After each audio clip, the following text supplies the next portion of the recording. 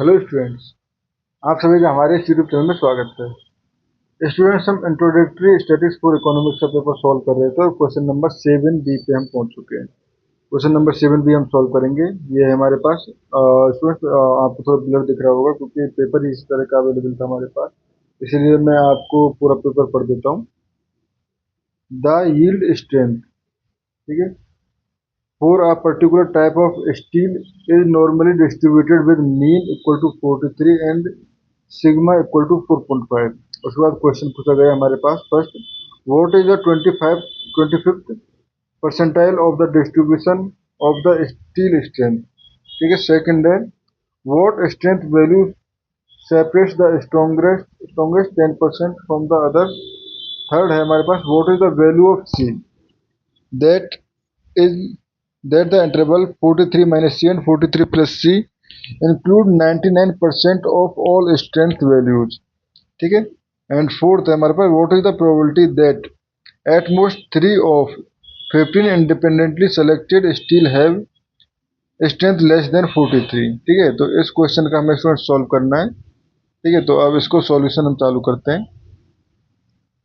तो बेसिकली हमारे पास गिवन क्या है, एक्स जो है वो नॉर्मली डिस्ट्रीब्यूशन फॉलो करता है एन, जहाँ पे mean equal to 43 and sigma equal to है हमारे पास 4.5। ठीक है, फर्स्ट पूछा गया है हमारे पास 25th परसेंटाइल।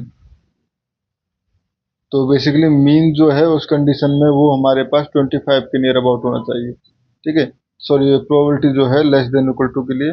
तो अगर देखें, बेसिकली हमें निकालना है find P X less than equal to X equal to 0.25, यानी ऐसा एक्स जिसके लिए प्रोबेबिलिटी जो है वो 0.25 के इक्वल टू होती है। तो बेसिकली हमारे पास लेट जेड इक्वल टू क्या है हमारे पास एक्स माइनस 43 अपॉन 4.5। ठीक है, एंड अगर हमें जेड 0.25 की वैल्यू अगर देखें तो स्टूडेंट्स वो नियरली अबाउट होती है -0.67449। ठीक है, ये जेड 0.25 की वैल्यू होती है। तो यहाँ से हम कह सकते हैं, बेसिकली जेड 0.25 की वैल्यू होती है, तो यहाँ से हम कह सकते हैं एक्स इक्वल टू, ठीक है, 43 प्लस 0 पॉइंट, सॉरी 43 प्लस ये हो जाएगा 4.5 इंटू जेड की वैल्यू -0.67449 67449। ठीक है, तो ये हो गया आपका 43 माइनस, ठीक है, 43 माइनस, और इसके जब मल्टीप्लाई करोगे तो इसमें सॉल्व करोगे तो आपके पास हो जाएगा नियरली अबाउट 39.9648।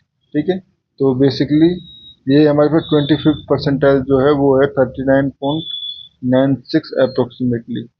ठीक है स्टूडेंट्स, उसके बाद सेकंड पूछा गया हमारे पास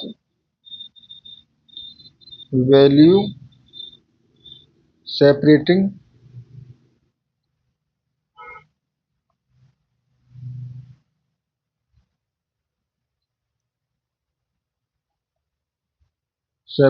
द स्ट्रॉन्गेस्ट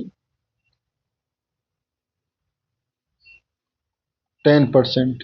ठीक है, तो स्ट्रॉन्गेस्ट से 10% का मतलब है कि हमारे पास यहाँ से हम कह सकते हैं 19th परसेंटाइल। ठीक है, स्ट्रॉन्गेस्ट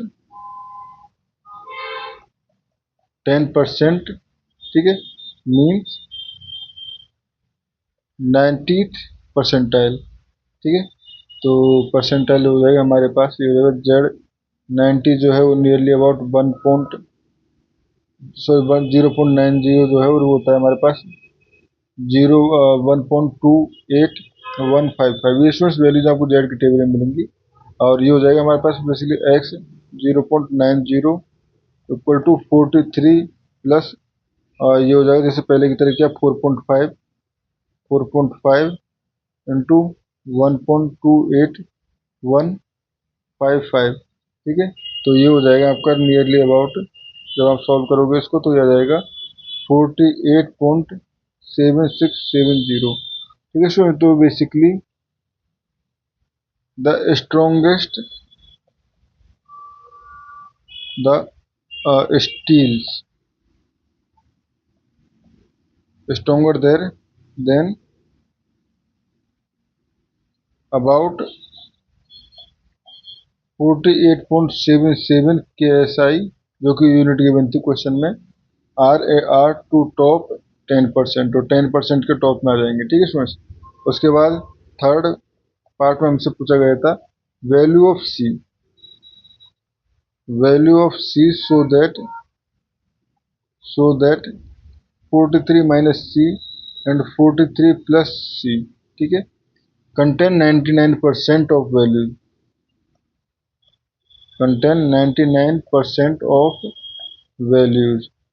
ठीक है स्टूडेंट्स। तो इसके लिए हमारे पास अगर हम देखें 99% है हमारे पास, ठीक है, तो इसके लिए ऑब्वियसली 0.99 तो मिलेगा नहीं। ठीक है, तो we need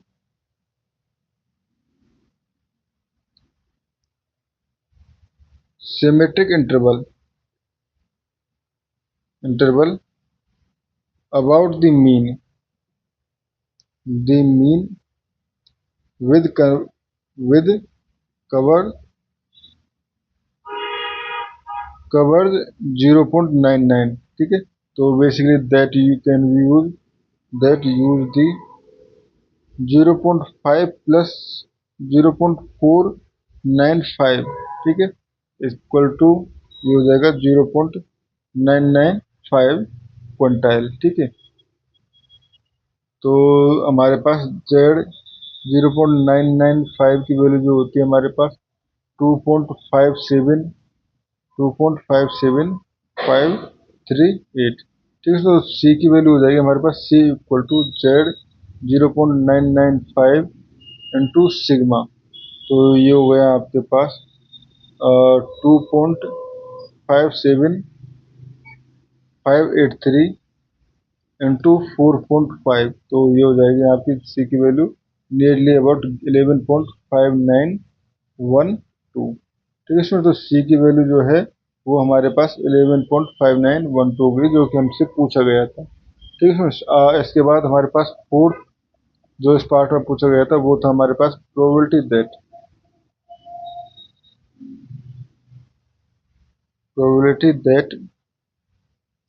at most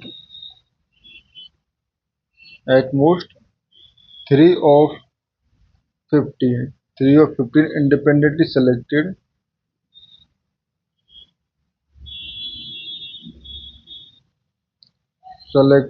steel have a strength less than 43, have strength less than 43। ठीक है, तो इसको अगर सॉल्व करें तो बेसिकली प्रोबेबिलिटी की स्ट्रेंथ जो है वो हमारे पास less than 43।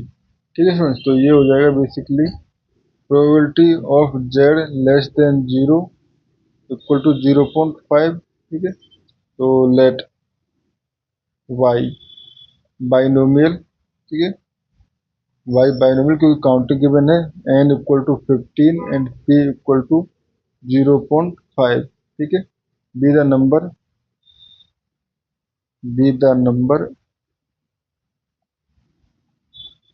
With strength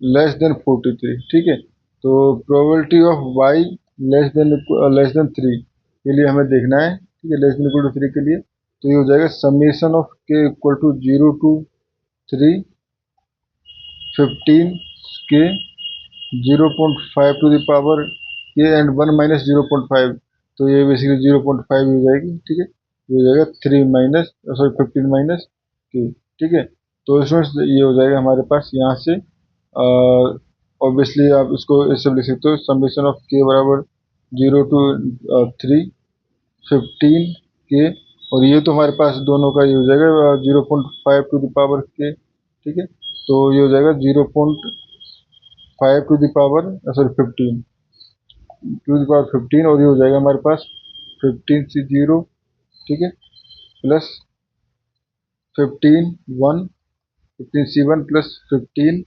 C2 plus 15 C3।